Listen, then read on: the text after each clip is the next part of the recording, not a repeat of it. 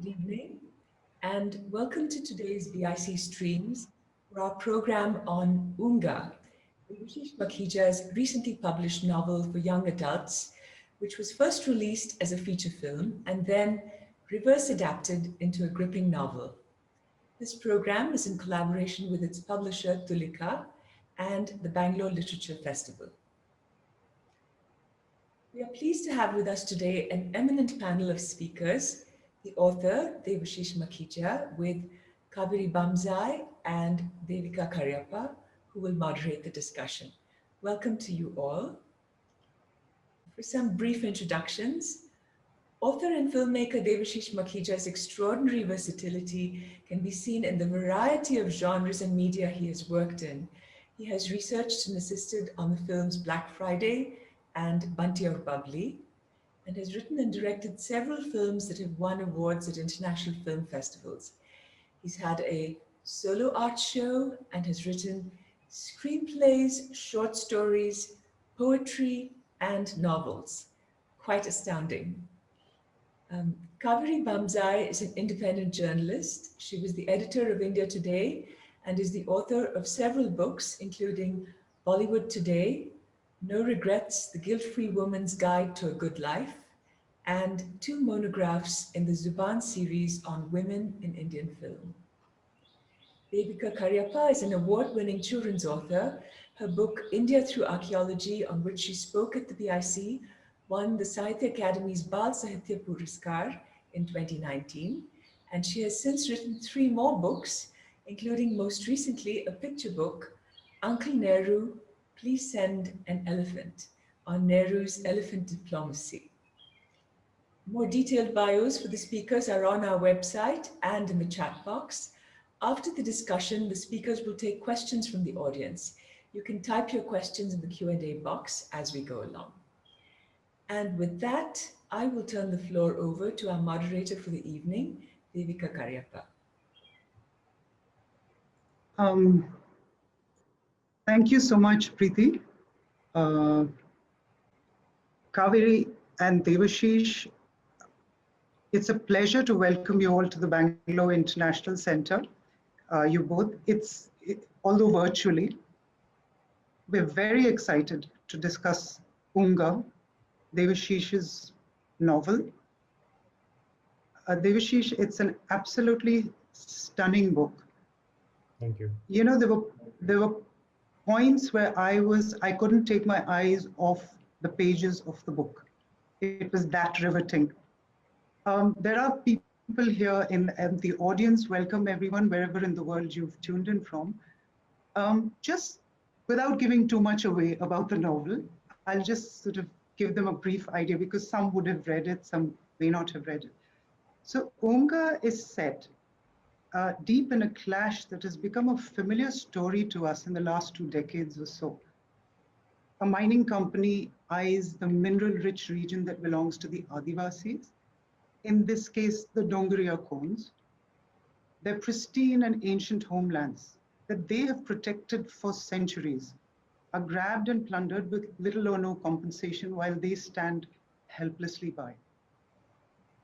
Guns enter the scene when the naxalites decide to take up their cause. And finally, the government sends in security forces to fight what is now called an insurgency. In the midst of this cycle of violence, a little Dongriya-coned boy, Oonga, sets out on an epic journey to the big city to see a performance of Sita Haran and to meet his current obsession, Ram.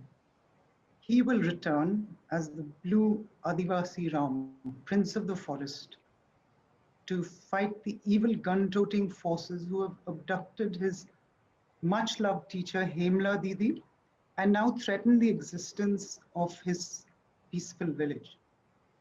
Devashish, we are, all of us, I think, familiar with books that get turned into films. You did its life as a film 8 years ago, in fact, where it premiered at the New York Indian Film Festival to much acclaim. Why did you decide to make the film into a novel?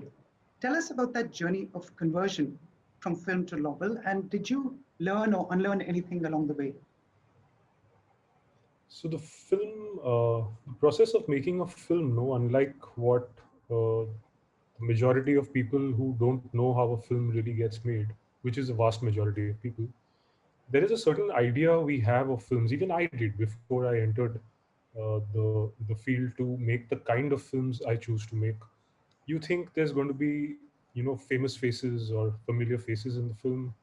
On the basis of those faces, someone will give you a lot of money and you will sort of shoot your film. But when you're making films on stories that no one really wants to hear, stories that make you uncomfortable, stories that tell you that not everything is good with the world, they don't work that way. It sometimes takes anything between 4 to 14 years to raise money for a story that wants to question the way things are. And with Oonga as well, I'd been back then.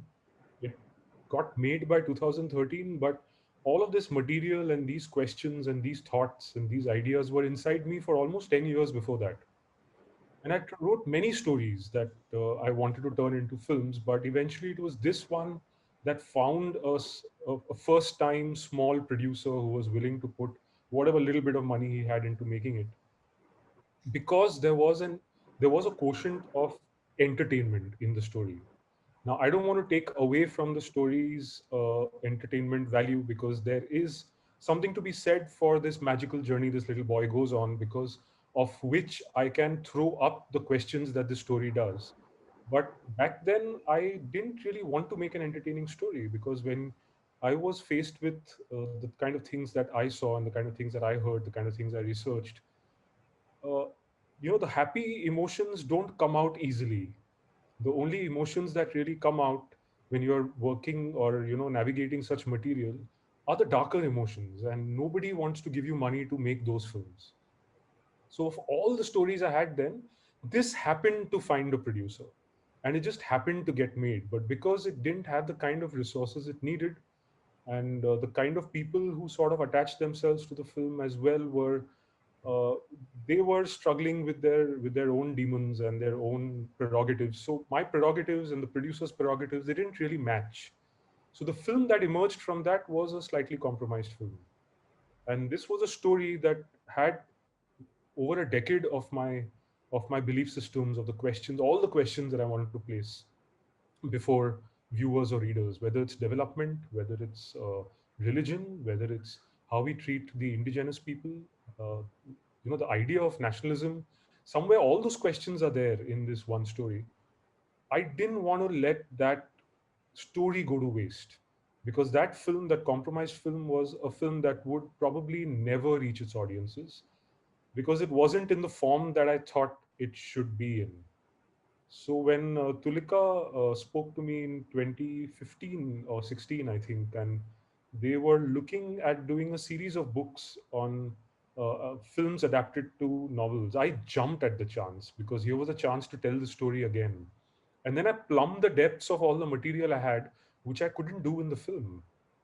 Because somewhere what I'm trying to say to illustrate that, there's a question that Kaveri asked me at the GLF launch. She asked me about the women in the story and how actually it's their story. And that's something I couldn't put in the film, because in a 2 hour film, it tends to get very unilinear, because in 2 hours you can't uh, explore so many threads and so many characters. And here in a novel, uh, your access point is a little boy, but once you're in, I really want to tell the story of three women who are on different trajectories at different points, on those trajectories of devastation, and different personalities and how they are responding to the devastation that our world is sort of taking them It's through. interesting that you said it's a story of women, because my next question was going to be, it's a very gritty theme. It's a terrain of conflict. Yeah. So what made you choose a child as the main protagonist? And why did you choose to write a young adult novel? Why specifically for young adults? Was there a reason for that?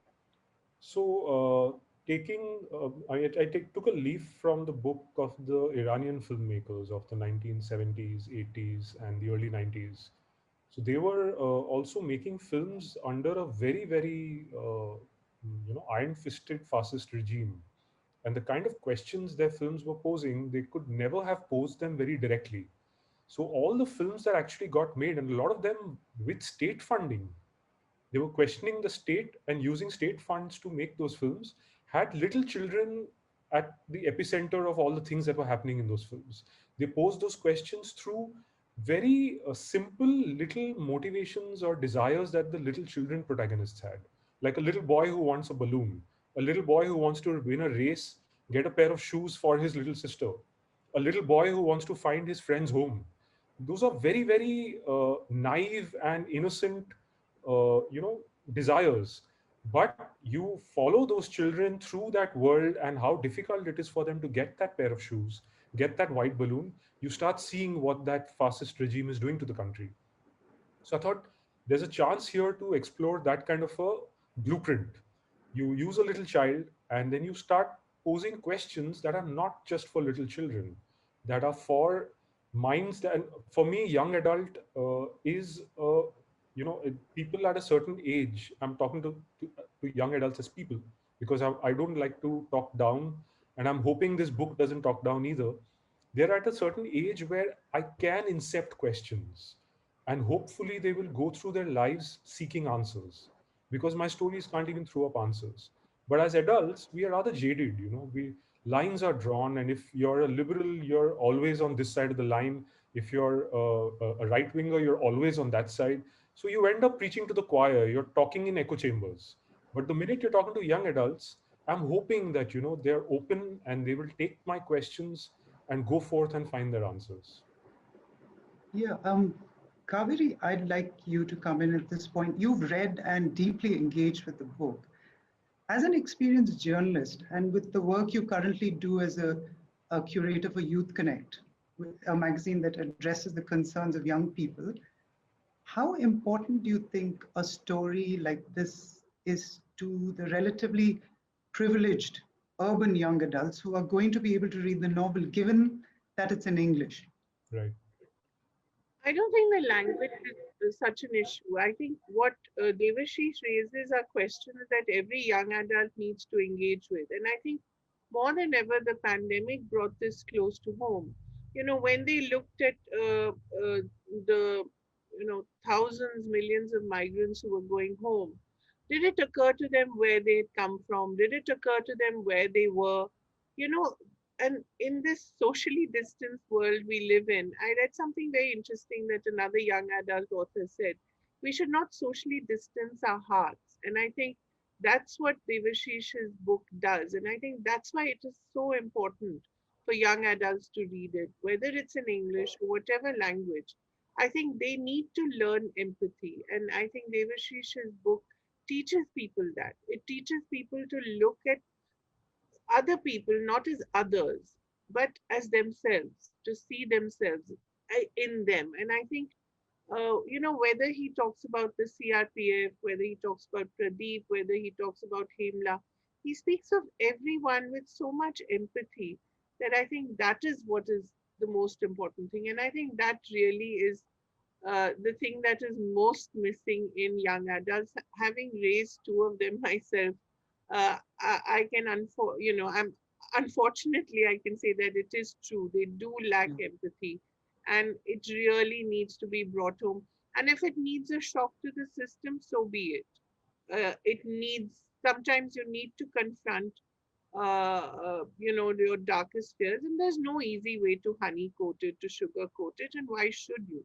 You need to give them a shock, and I think Devashish's book does that. I'm really very, very happy to have read it, and I've also made sure that at least an excerpt gets out to a larger community. And the excerpt that I chose actually was when Oonga comes to the big city and he looks at how, food that was available to him in plentiful becomes a commodity, and that happens to people as well.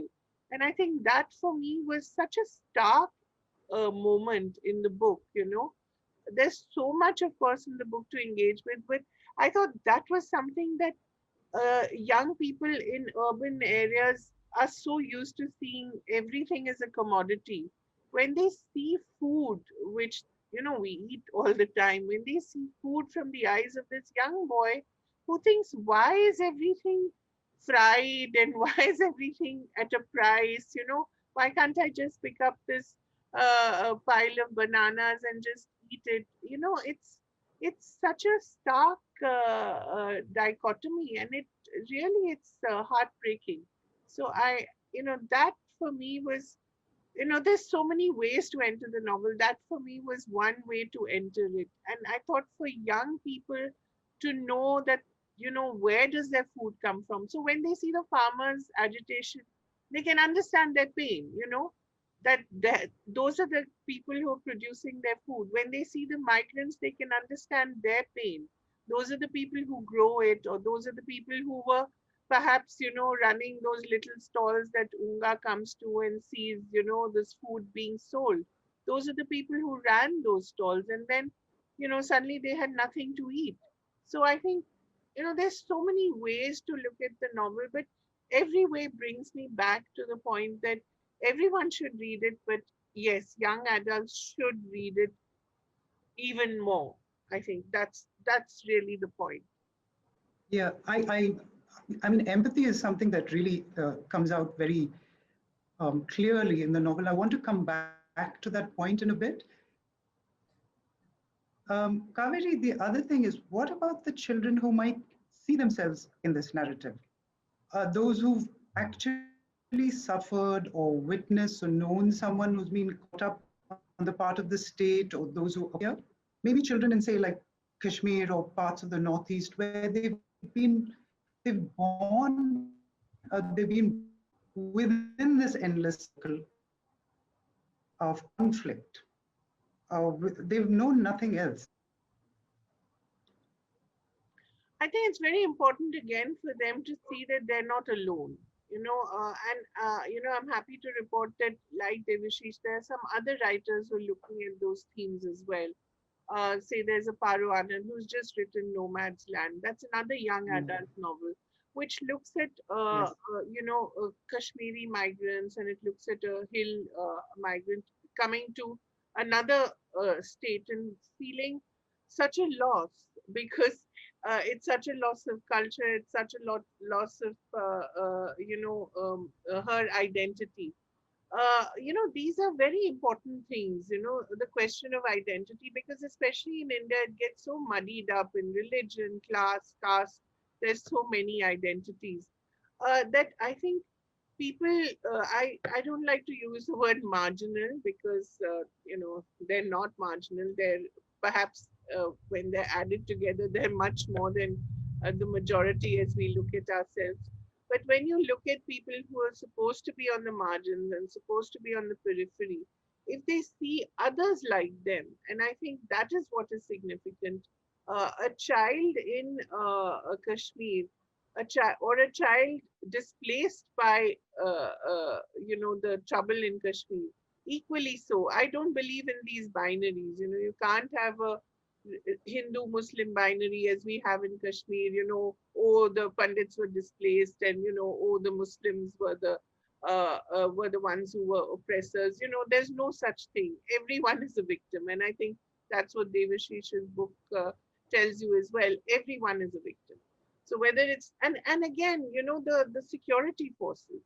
It's a very, I think Devashish's understanding of their mindset, even more than sometimes when you look at Oonga and when you look at his community, when you look at the way he's able to understand the CRPF, that security mindset, it's the same in every state that has what you call an insurgency, where people want to raise their voice. It's the same people who go from Kashmir to the northeast to Chhattisgarh.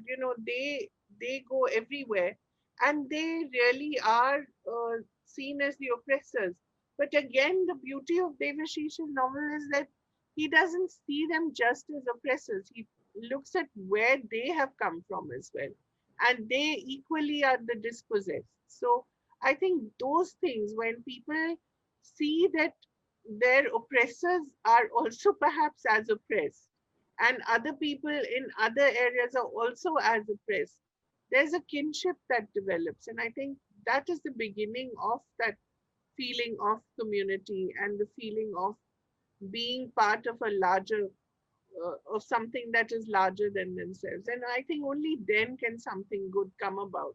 When you're all alone in the dark, if you don't have anybody to turn to, it's a very, especially as a young adult, it's a terrible thing. Absolutely. Because one of the most remarkable parts of the novel to me, Devashish, was your cast of characters. Yeah. And as Kaveree says, the empathy with which each one is depicted. Hemla, the Adivasi teacher, is idealistic yet pragmatic, and she truly believes that opening channels of communication is the only way to end the cycle of violence.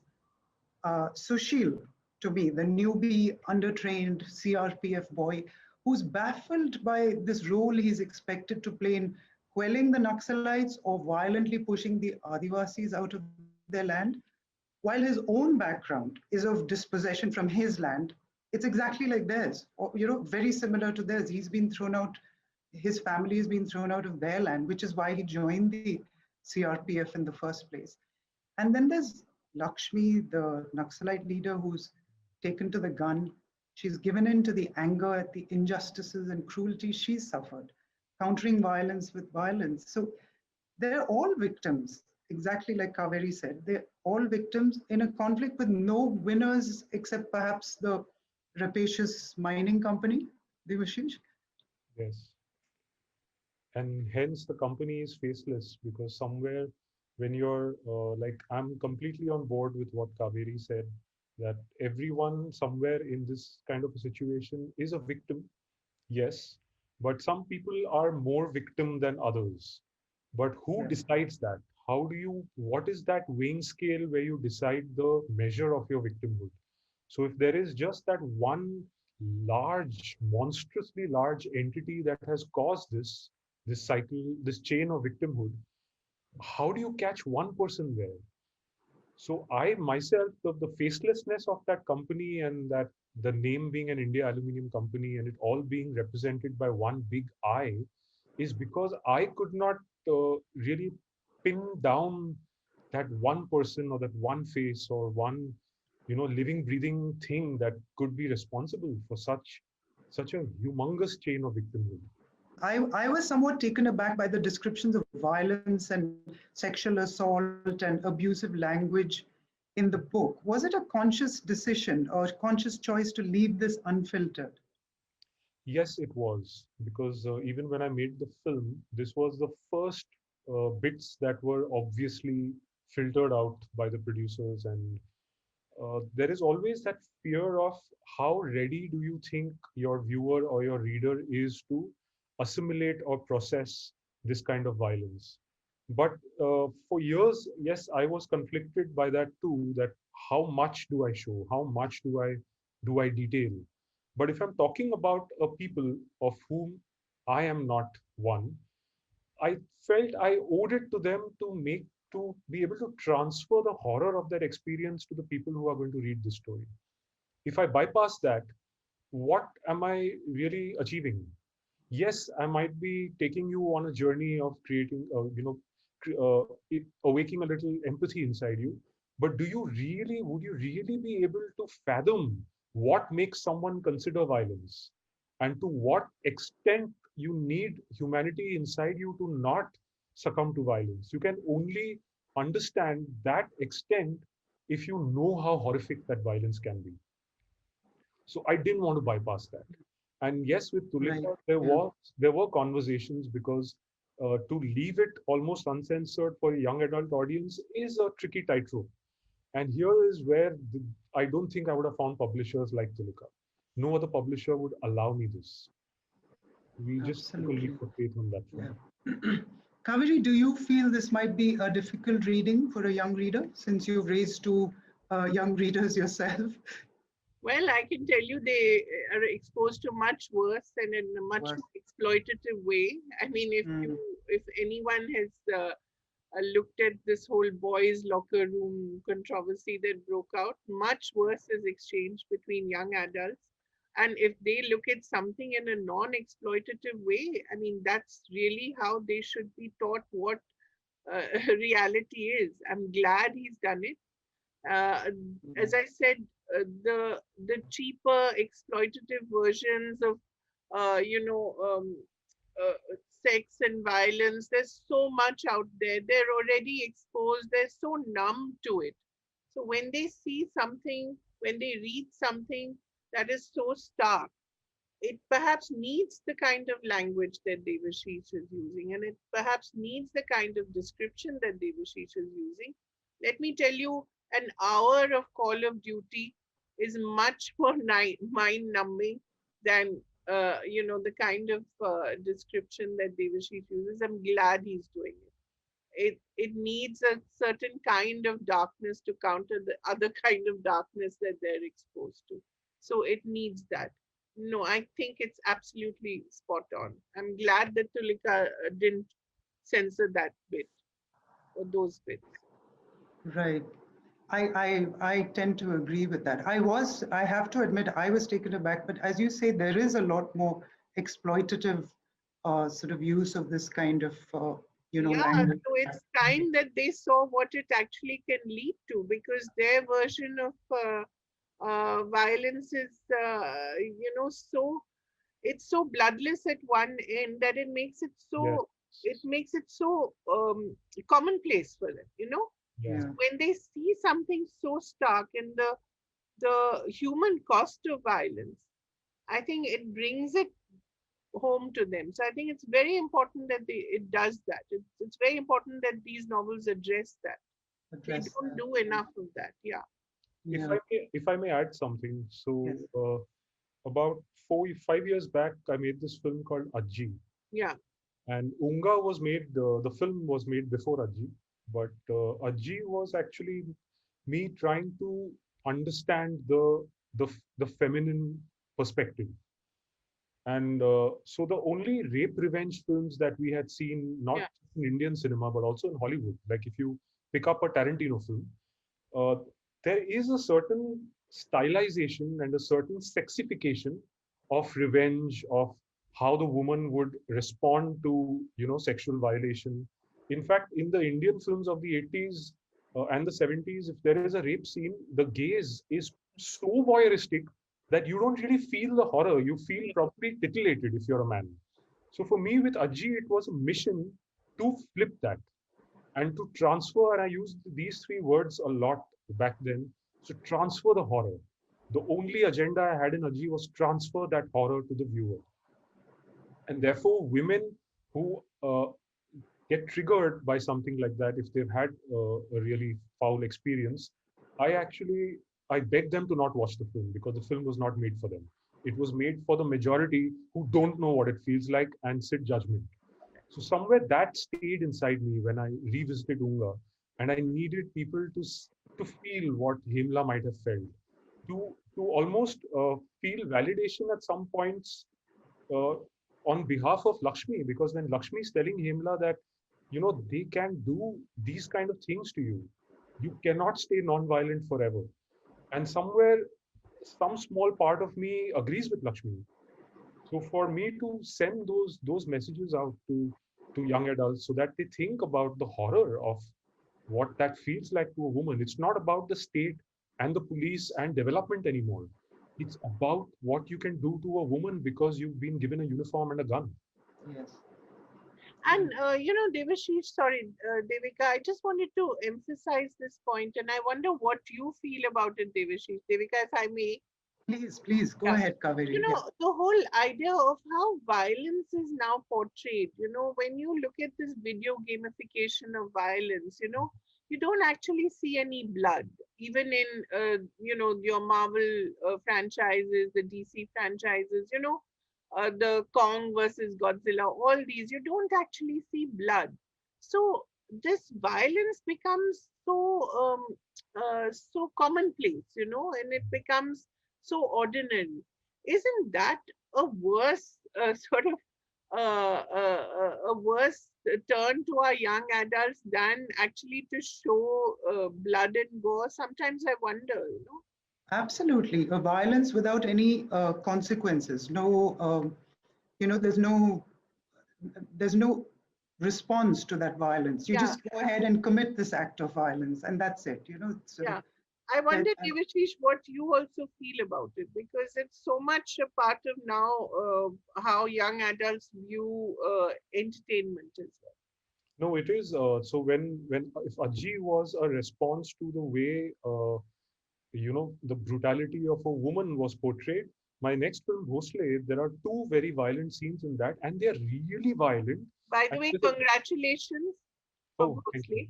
I thank you. think it's much deserved. I think the award for Manoj. Yes, yes.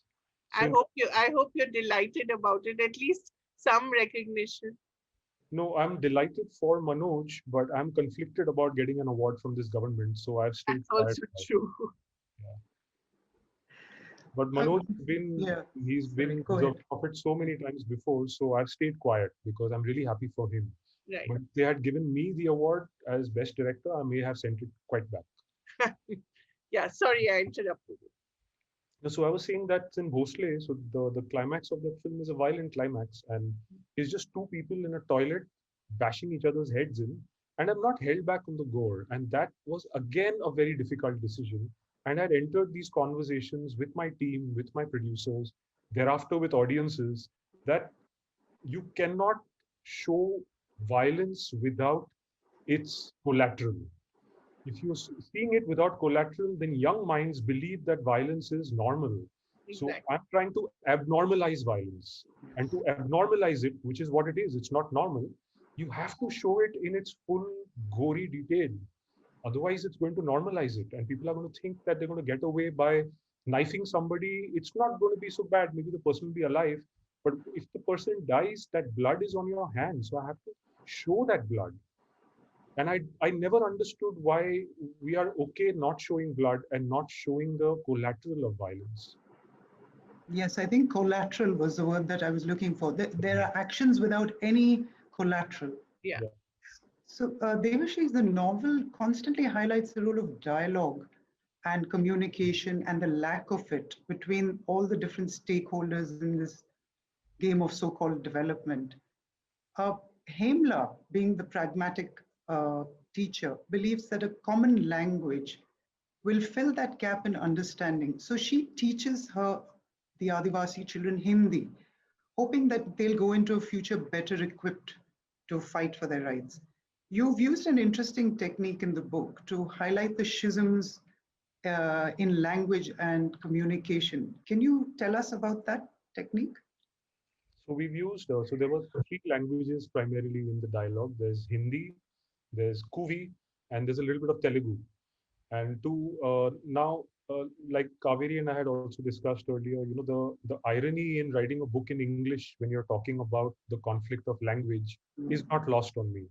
So, but how do I give some sense of that?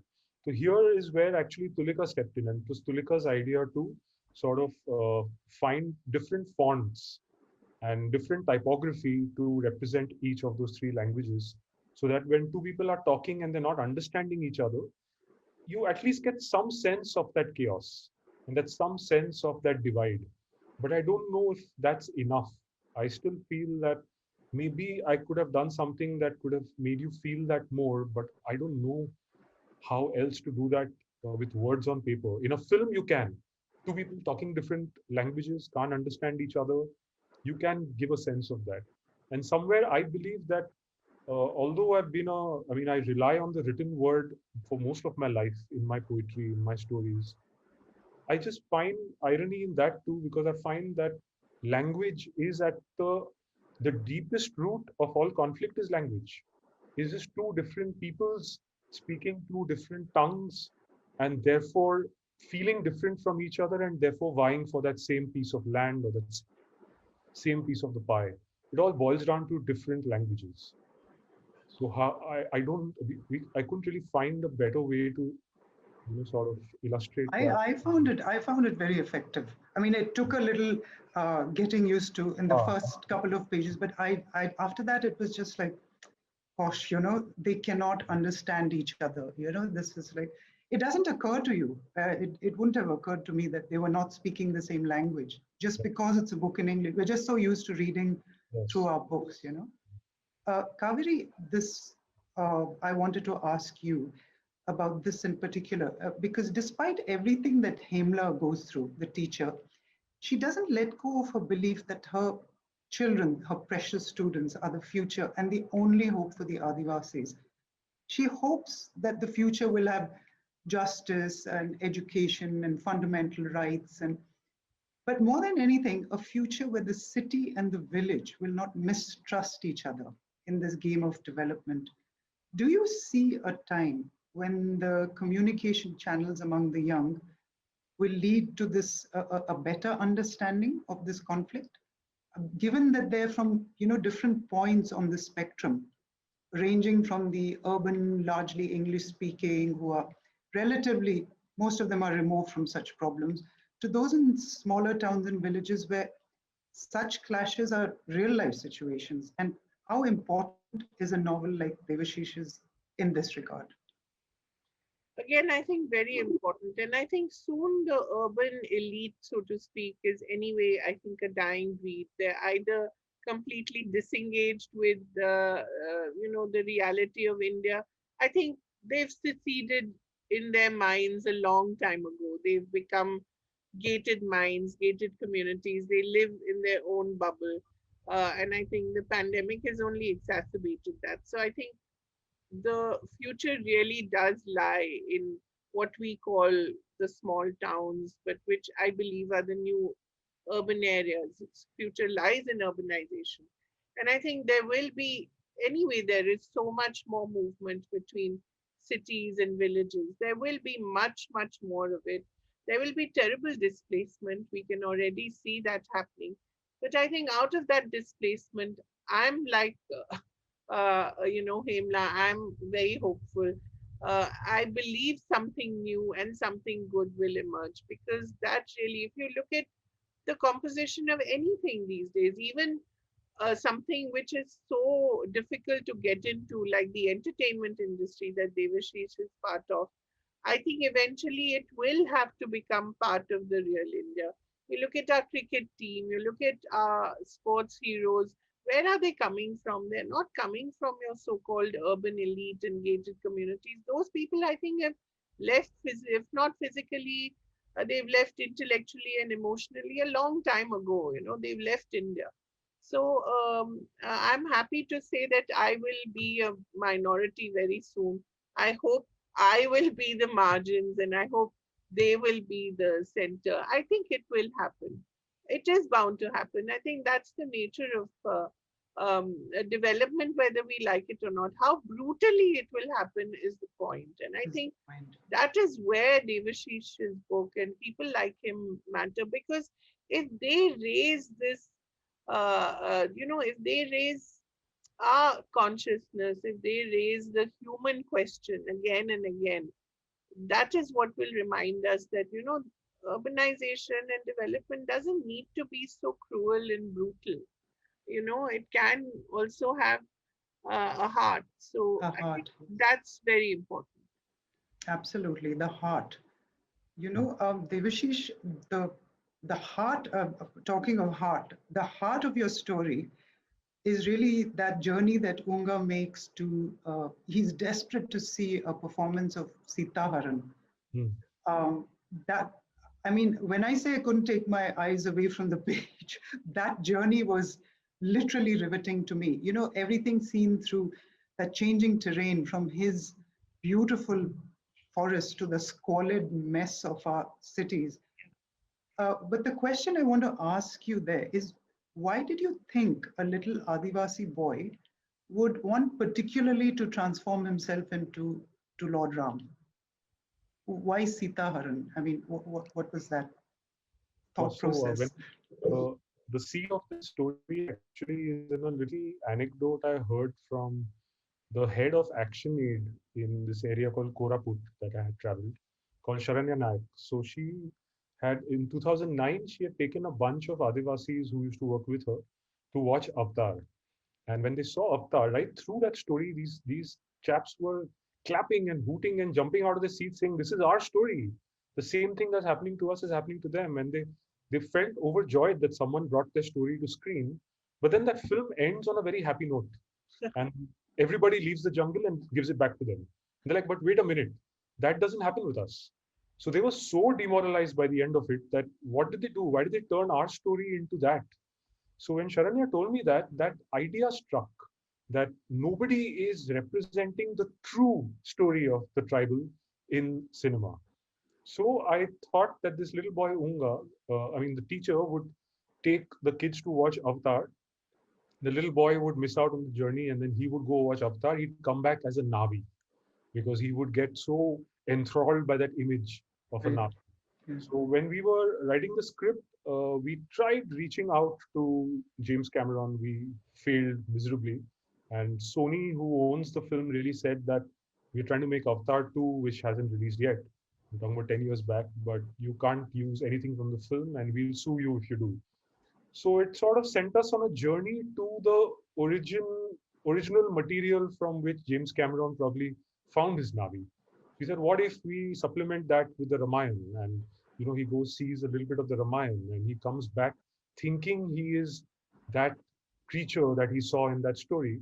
Because also I wanted to place Unga at a certain distance from all the things that the Ramayana actually stands for, or the people who have appropriated it today want it to stand for. And through his his eyes and his life experience, what would he take away, and how tragic or comic would that be? It was really me trying to subvert the Ramayana, trying to take back from the Ramayana what maybe I as a child, my points of connect were, which today it's been appropriated in ways that I can't recognize the stories that I heard as a child. Absolutely. Absolutely. Some of the most powerful passages in the book are in the descriptions of the ancient homelands of the Adivasis being forcibly snatched away from them by the mining corporation, which then proceeds to reduce this beautiful, lush, pristine land into a toxic wasteland, Mm. all in the name of development. In fact, if I may read a couple of passages, is that okay with you? Because I get so enthusiastic about your lyricism. Yeah, I wanted you to read it, but I didn't want to take you by surprise. So, I'm actually happy not to. I get very tired of reading. Very happy uh, to read it. okay, great. So I just want to read two short excerpts, okay? This jungle grew many lifetimes ago in this large bowl between these hills. Around the rim of this bowl flows a river. This is Oonga at the start of his journey. He's in the forest and he's just about to set out for the city. And this is what he sees. The far end of the river disappears into the hills. From there, the sun is emerging now, its light turning the river into a ribbon of molten gold. As if to celebrate the dawn, many little bird voices explode from the murmuring treetops. The air dances now with hundreds of beating wings. But change is coming as Oonga, the child of the forest, scurries across this landscape. He is in such a hurry that he does not notice that the trees have started to disappear. The ground he is running over is now a hot, powdery red. The breeze here has lost its joyous swirl. It slides heavy over the rusty ground like grating sandpaper. In the distance stand some large, menacing, sharp-edged machines. Their jaws reveal large metal teeth, their metal mouths frozen open as if in a hungry scream. There are a few trees left yet, but they're far apart from each other. Each tree seems to be standing on its own little bloodied hill, bathed deep in deep red rust, holding on desperately with its long finger-like exposed roots, afraid perhaps of losing even this small piece of its home to the monsters. Murdered trees, armless corpses, hurriedly massacred to make way for yet another road or railway or a factory or a canal. Haimler is the one who realizes that this creature called development is essentially a one-sided, a one-way street, one-sided affair where all the rules are made up by city folk. Are these city folk aware? Are we city folk aware, do you think, of this price of development being carried out in our name? I don't know if we are unaware. Yes, we are aware. But look at the kind of lives we are born into. Like, I was born in a city. I was born into a life, although it was a lower middle class life in a small mohalla in Calcutta. I was born into eating chips out of a packet that I threw into the trash. So it took a lot of time and a lot of effort for me to realize the collateral of that packet of chips. So unless we, I think, ensure that our youngsters and our children see the flip side, see where we have come from 100, 200, 300 years ago, I don't think we're going to be aware enough. There is the knowledge of things, and then there is the awareness. I think we all have the knowledge, but the awareness only comes when you see with your own eyes, and you go and feel that collateral, with your own breath and your own mind. Yeah. Otherwise, it's impossible to know the extent of it. Extent of it, yes, absolutely. So, I mean, we have mines that are tearing up the ancient homes of the Adivasis. The unique flora and fauna of the Western Ghats being ripped out to make way for yet more railways, and you have the extremely fragile ecosystem of the Andaman and Nicobar Islands, and Yes, true. possibly the last remaining tribes there being threatened by these development plans. Yeah. So I want to ask Kaveri this. Being a journalist, would you agree that news and stories that go against this so-called this development story will always be unreported or underreported in the mainstream press as being anti-progress? Can we expect a voice like Devashish's to arouse that awareness or understanding, as he put it, putting a human face on that greedy exploitation, enabling young people, maybe his readers, to come forward and say, look, this development, not in my name. Mm. I wish, but Yeah, not yeah, in the mainstream media for sure. I think it's too far gone, and I think it's unfortunate. But it's not just. It doesn't just look at news. It doesn't look at news anymore from any angle except pro-government. So you cannot even expect anything from them in terms of this narrative of development versus exploitation. They won't even go that far or that deep. They'll just look at stories that are handed to them or that are convenient. So you will have that electoral cycle. So you will have elections, you'll have stories around elections, you'll have exit polls around elections, you'll have reporting on the polls. So I think we are no longer a functioning democracy. We're more an electoral democracy every 5 years, or depending on which state or whether you vote as a country, you suddenly experience this moment of being empowered, and um, suddenly you're told that you matter as a voter, as audience, as viewer, but as reader. But really, it's unfortunate that um, uh, these stories, you just will not find them anymore in newspapers or magazines. And I think uh, we saw the biggest cost of this again was during the pandemic, where we saw we just didn't have if we didn't have we don't have enough hospitals or primary health centers. We don't even have enough experts in the media to write about these issues.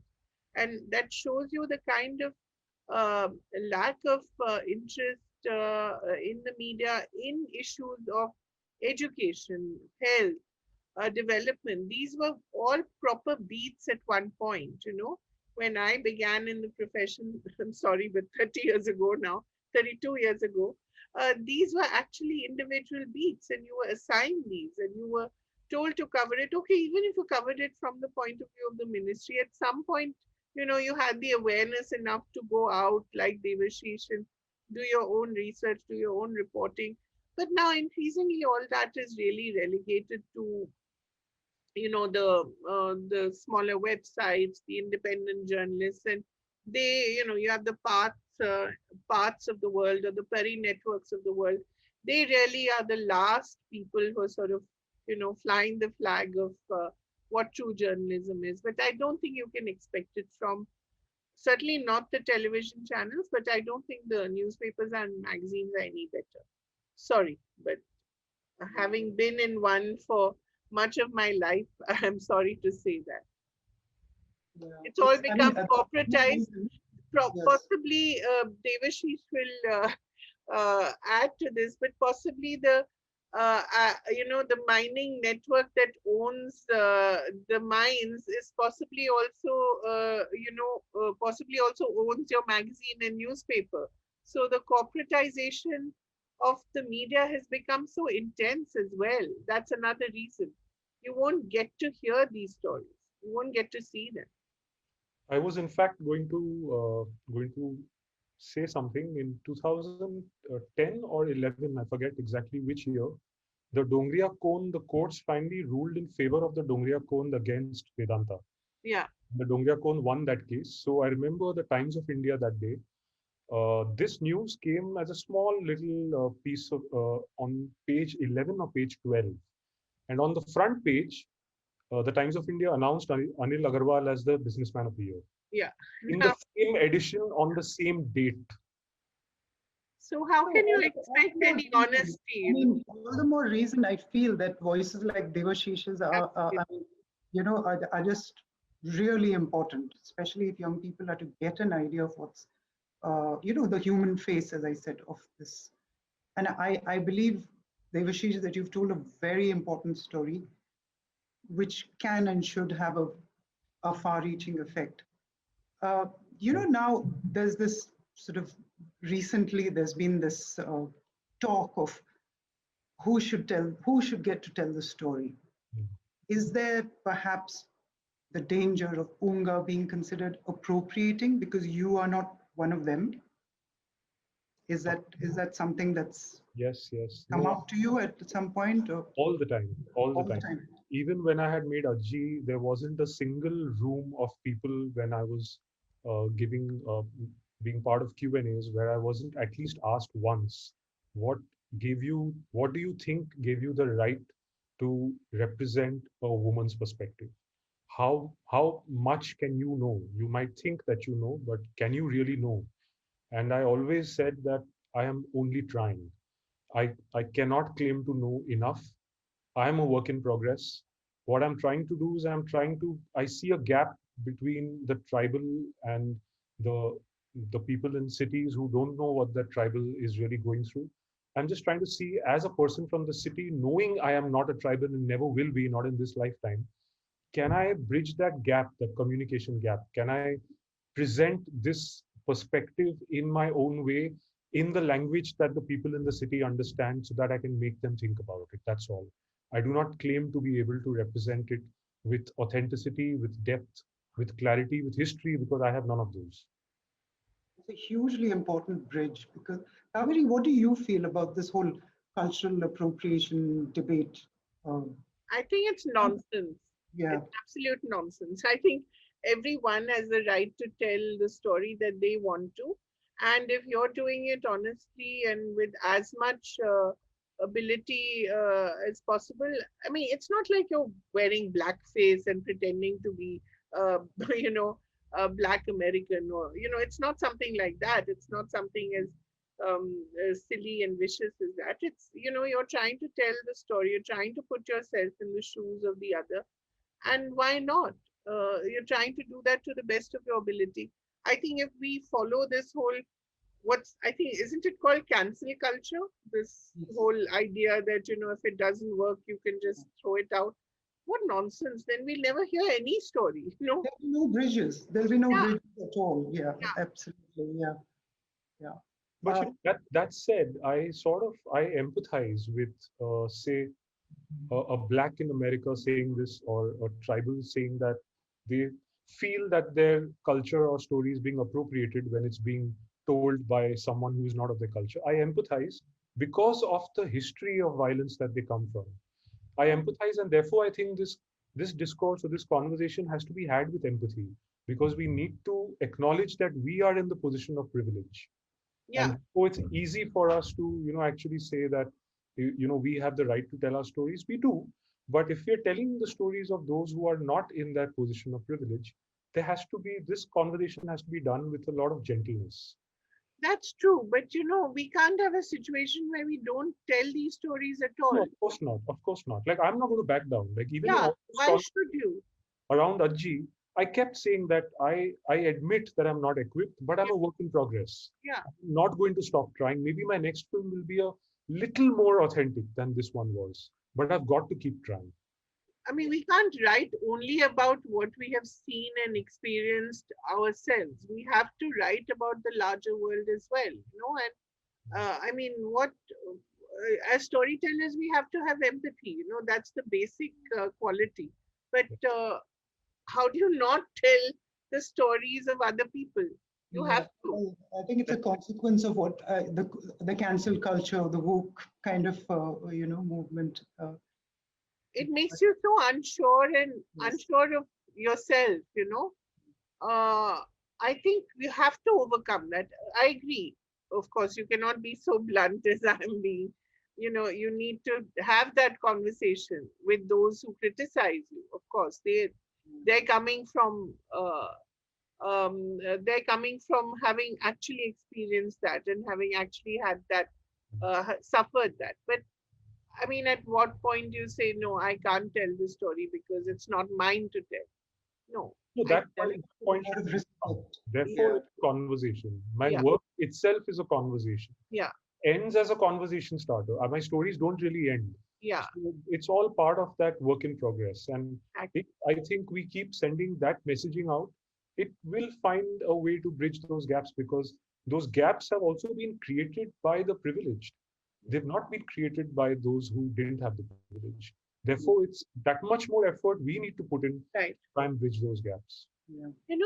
I just wanted to add, Devika and Devashish, recently, not recently, just a couple of days ago, I was having a conversation on the Forest Rights Act with people who know much more and know much better than me, people who'd actually, written this legislation. And the whole conversation was, of course, about the Forest Rights Act, how it duplicates the work of the Biodiversity Act, and it duplicates the work of the Indian Forest Act. And the entire conversation was about, what do you call them? Do you call them, and them meaning, do you call them local communities? Do you call them Adivasis? Do you call them tribal communities?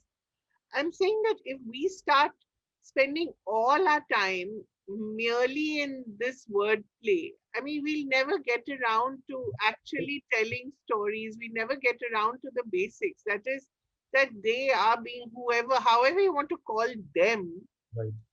they are being exploited. So, no matter whether you have a forest act or you have a, Getting caught up in all these yeah, semantic. I think we get caught up in all this legislation and semantics. And these were people who ought to know better. They've been with them, they've studied them, they're trying to help them, so they feel. But look at what the conversation is all about. What do you call them?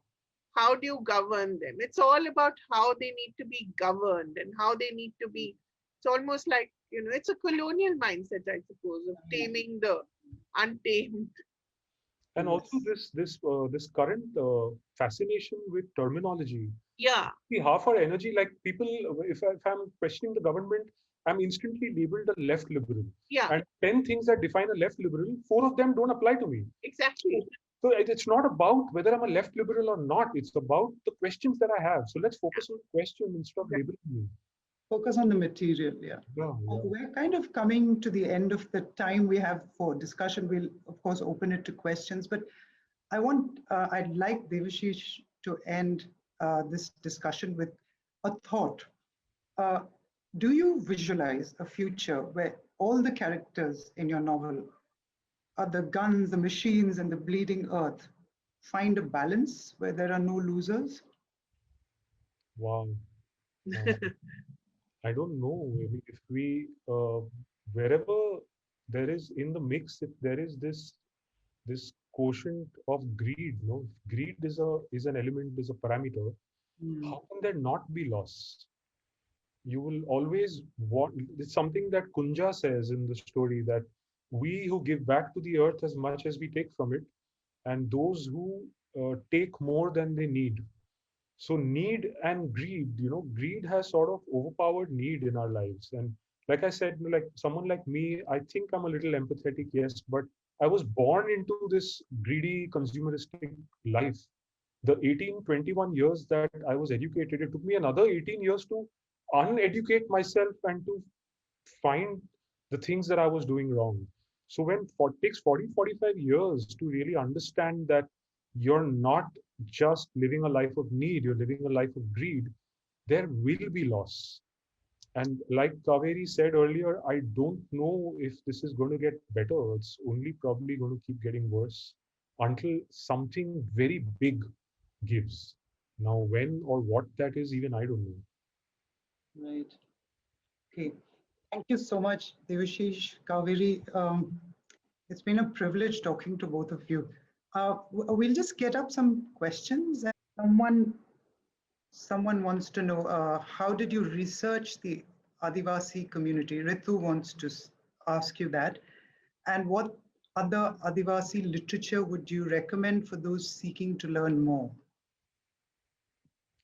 So, for the longest time, before I traveled South Orissa and the bits of Andhra and tried to go to Chhattisgarh, but back then in 2010, when Chidambaram was our home minister, Chhattisgarh was made off limits for even journalists, freelance journalists at least. So I was traveling with a couple of freelance journalists, and for years before that, I was trying to write stories and ideas around this conflict, but I was only riffing off material that I had read, whether it was works in translation or reportage or whatever I was being able to lay my hands on. And it was not enough, because even like, if you think that reading Oonga might give you a real picture of what's happening there, no, it's just that little window. To really understand what happens to a certain people, you have to go there, and you have to live with them for a while. You have to live like them for a while. There is no replacement for that. So what Adivasi literature can you read? I don't know, nothing that I would recommend. If you really want to know, you really want to understand, buy a train ticket, go there.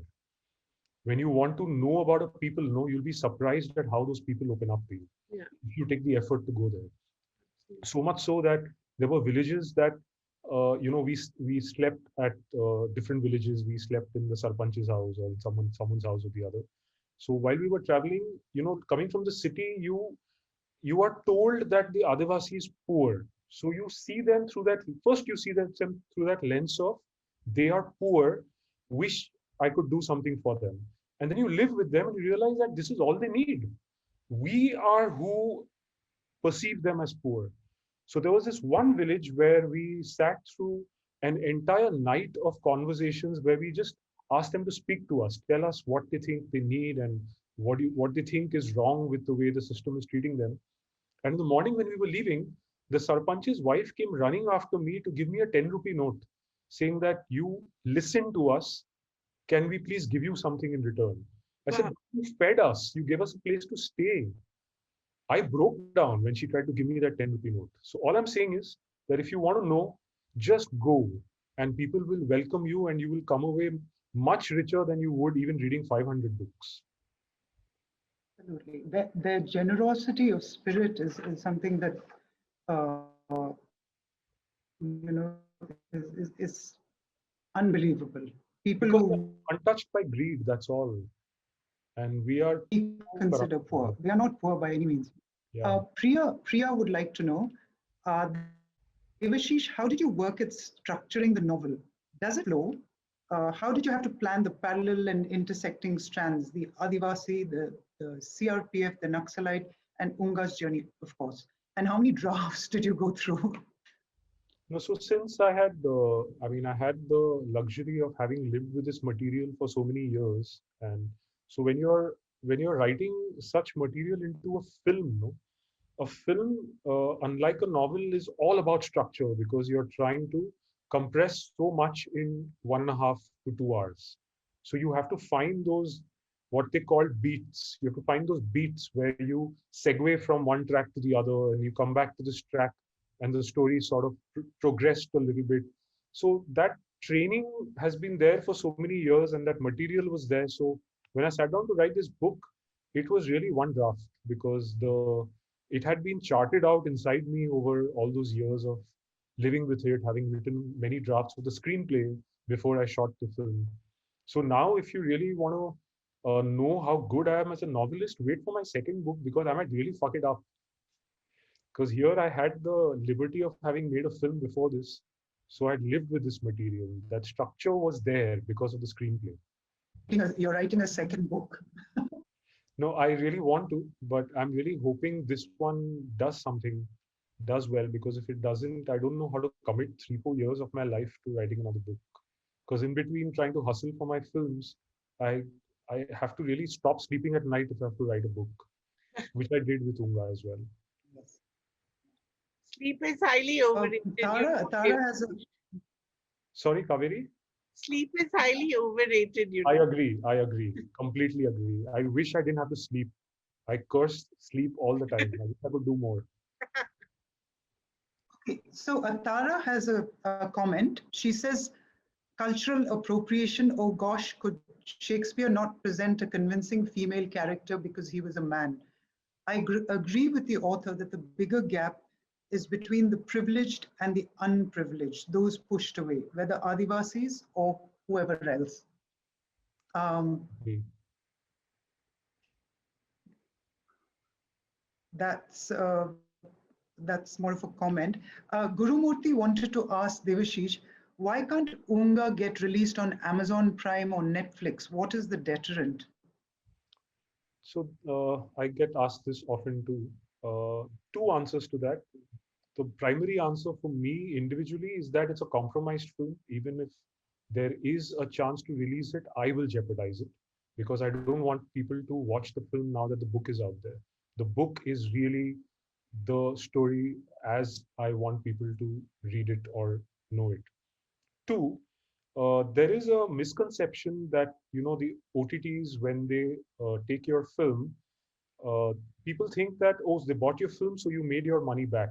So here's a film where my producer or bunch of producers put about 3 crores. If an OTT even wants to buy it, they won't offer more than 25, 30 lakhs. So OTTs go around buying smaller films at abysmal rates.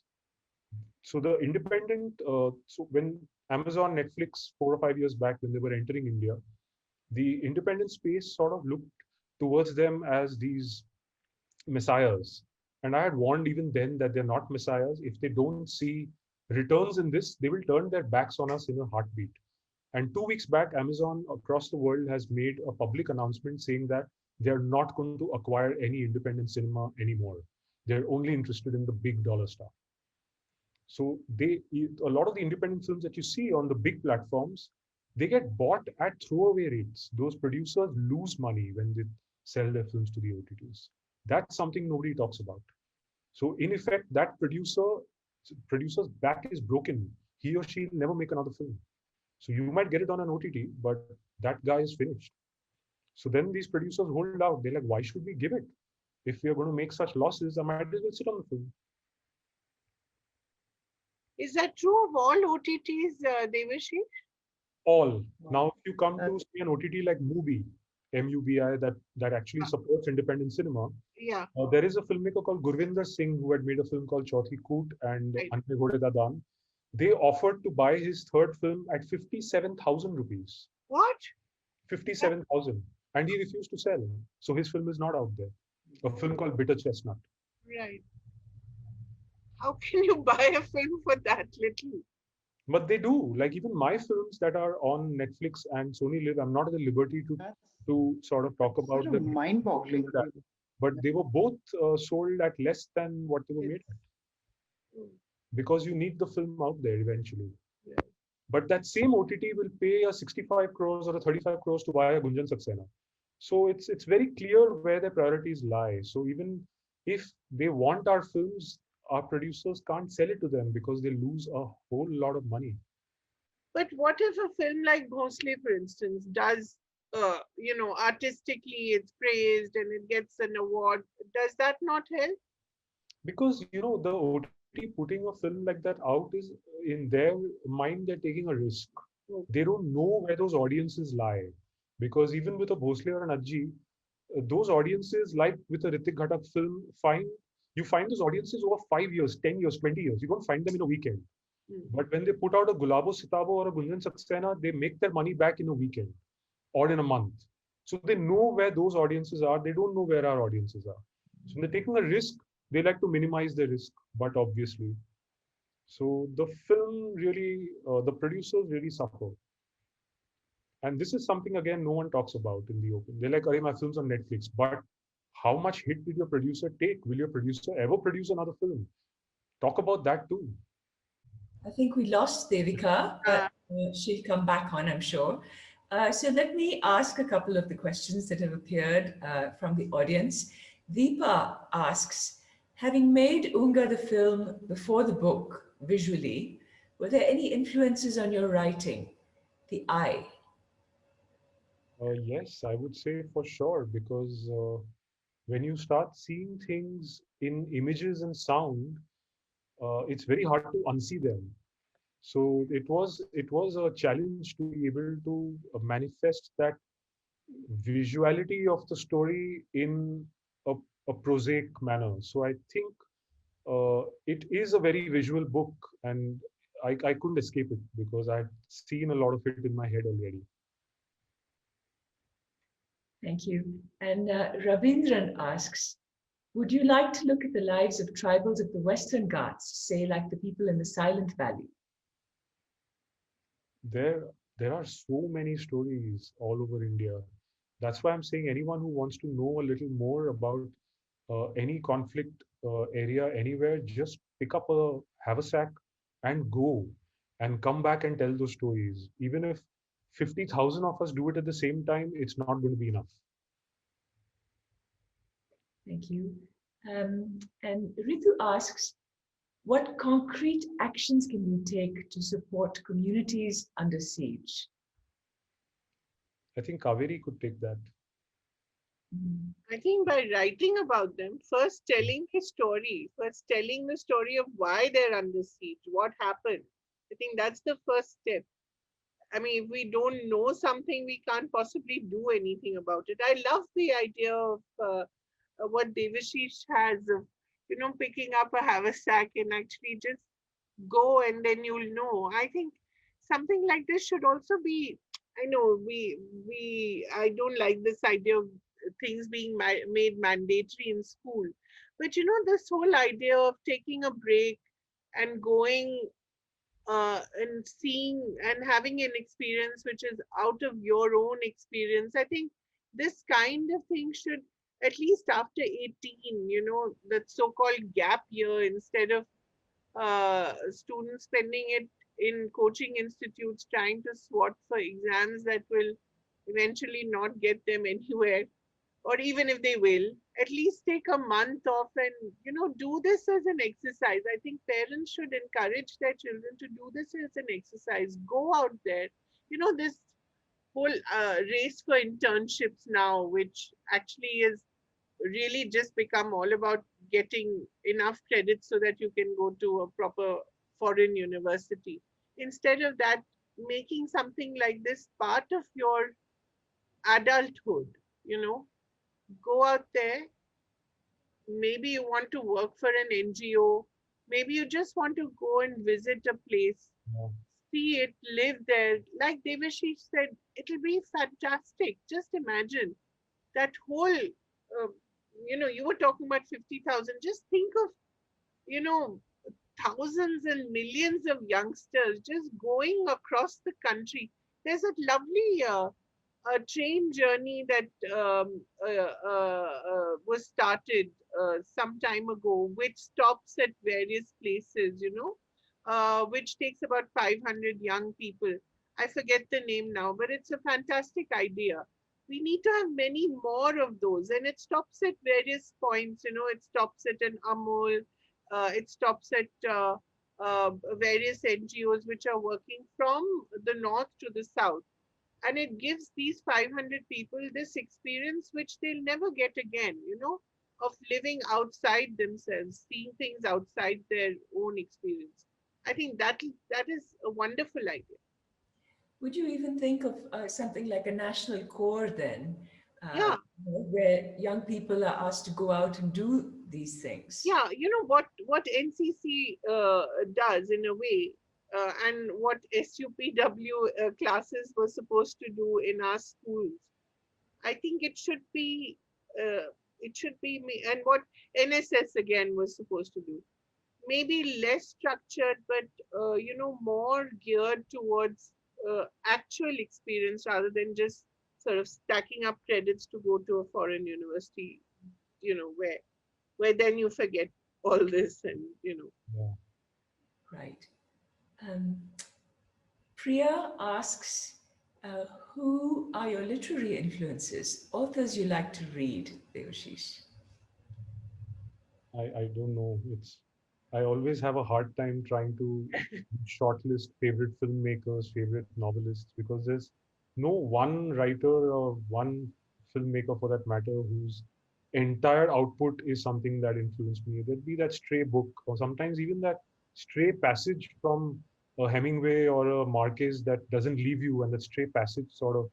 So I don't know, but there is this one medium of the graphic novel which has influenced me a lot, because there's and the world understands the graphic novel as the comic, and we only kids only see it through the lens of superheroes. But that medium departed from superheroes in the West and in Japan and even in Iran. If you read this book called Persepolis, it yeah, departed 30, 40 years ago, and it went into this it's a very pure and very original art form that merges the word and the image in ways that even cinema can't do. If I could help it, I would have been a graphic novelist, but cinema for me was a secondary choice, because in India graphic novels didn't really have audiences and a market.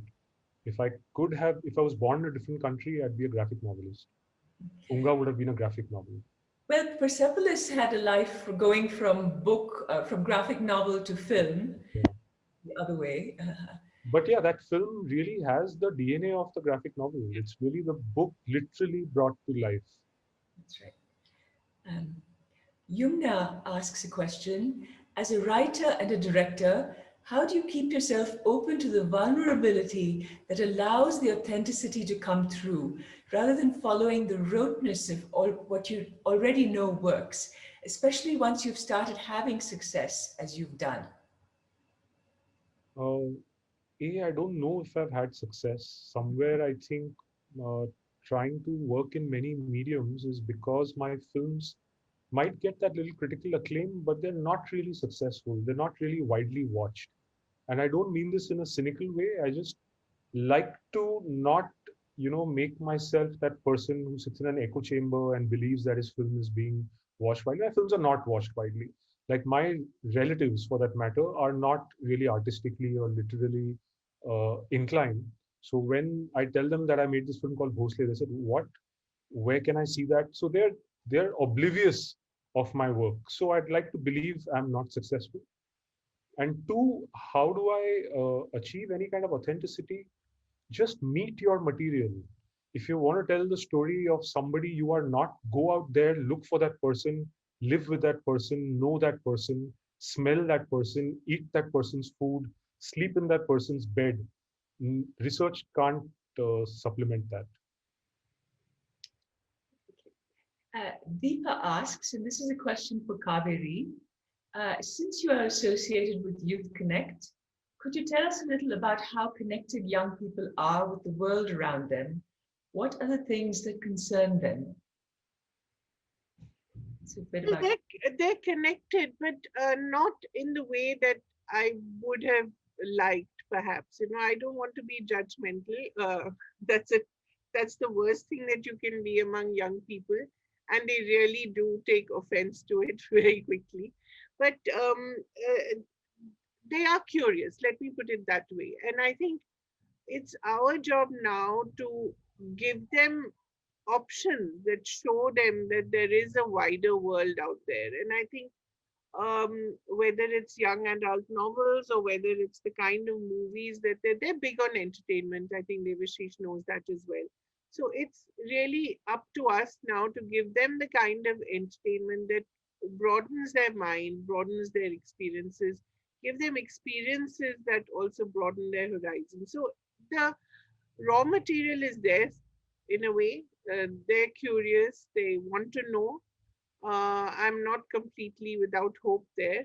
But unless we do something about it, the education system is such that it anyway crushes any innovation that they may have or any spirit that they may have. It's so oppressive. So it really, things like Oonga, movies, books like Oonga, they need to be made available to them. They need to be made aware that this is exciting, this is something that they can do themselves. They're very big on experiential learning. Now of course the new education policy has appropriated that term, but they're very big on actually doing and learning. So if somehow this can be made part of their lives, I see a lot of hope, but it needs to be done. It needs to be made available to. Well, Devashish, could we ask you for maybe a closing comment? We should all go out and read the book, of course. But And I think we should watch the movie as well. He's very. He doesn't want us to watch the movie. We should. It's a very compromised film. In fact, it could have been so much more. It could have been so many things. It didn't reach its full potential. And in fact, after that, 2 years after that, I started making short films. I made 4 or 5 short films, Right. including this film called Tandav with Manoj. Yeah. So all of that was to reclaim my voice as a filmmaker, which I think Oonga does not have. So I would not allow anyone to watch it if I can help it, since the book is out there now. Yeah. well, we have a question actually from Srinivasa who says, "How can I buy a copy of the film?" You, hopefully, Oh, this Devika, you're back. Yeah. book will do so well that someone will want to commission a web series, and then we Yeah. will have a grander, nicer, more accessible, more adventurous version of it. So, Devika, you're back. Is there anything you? My apologies. It was just, it was too good to be true that my internet held out for so long. Do you have anything you'd like to add? No, nothing. I would urge every one of you to go out and buy the book. It is really, it's beautiful. Just look at it. Stunning cover, stunning book. And it says a story whose time has come. I believe that. I feel that it's a story whose time has come for young adults, everybody. Well, thank you.